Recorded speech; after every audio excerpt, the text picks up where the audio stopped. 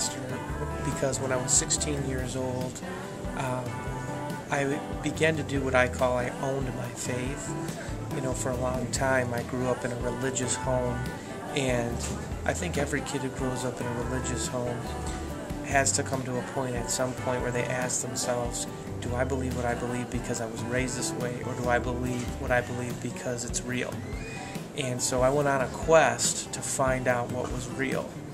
And when I did that, I started studying the Bible for myself. I started praying and worshiping God. And as I was doing that, I felt this is all real. There's a God in the universe who loves us. And he was calling me. He was trying to get my attention. And I felt like him show me that I was supposed to be a pastor and I was supposed to help people and teach people about his word. My job is a mixture between administrative work and people. There's a lot of tasks that it takes to put on a church service and to run a ministry or a nonprofit organization like I run.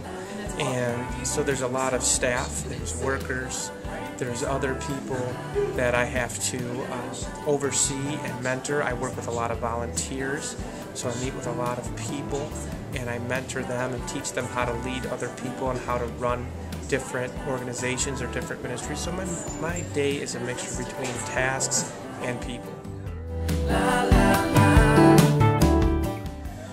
I think the skill that's the most essential is, you have to be a good leader. Most people don't think that with pastors. They think, they get up and they preach once a week, and wow, that's an easy gig or an easy job. But I think that the most essential skill is leadership. You have to be able to lead people to something. And I think that's the reason why you see these big churches coming out of nowhere. Is you're getting dynamic leaders. People that could lead Fortune 500 companies are now leading church movements. And so I think leadership is a really key essential. And I also think that the ability to listen for what we do is key. It's not about fixing problems, it's about listening to people's hearts and then getting to their heart and trying to really provide answers and solutions for them just by listening and counseling. So I'd say those are the two.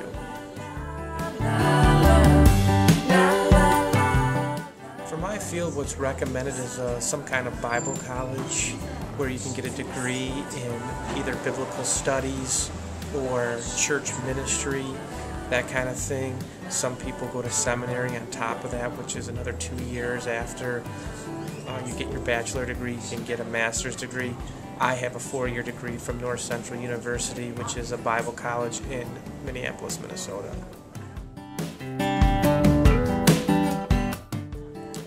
My advice would be, you gotta know that this is what you're supposed to do, because it's not for everyone.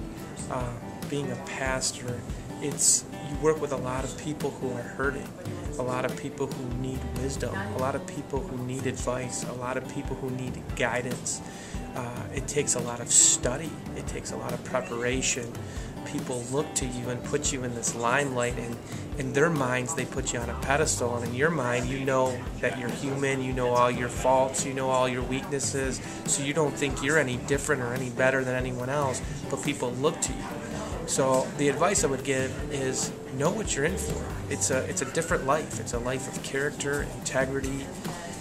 It's a life where you have to sell out to what you believe, and you can't have many off days because people are always coming to you for wisdom, and you've got to be able to give them something that's deep and something that can help them with their life.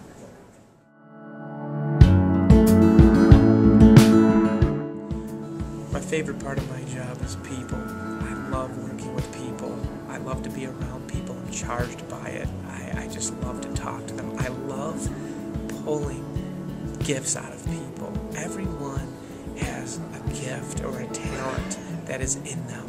And I love being the one that brings that gift and talent to its full potential. There's nothing more powerful than when you feel like you've changed a life, or you've helped someone, the light bulb go off in someone's mind, or you've helped someone achieve their goal, or people get it. And they're healed emotionally for something that happened to them earlier in life. So getting to be around people and pulling out their best potential and their greatest qualities and talents, I think that's the most fun thing for me.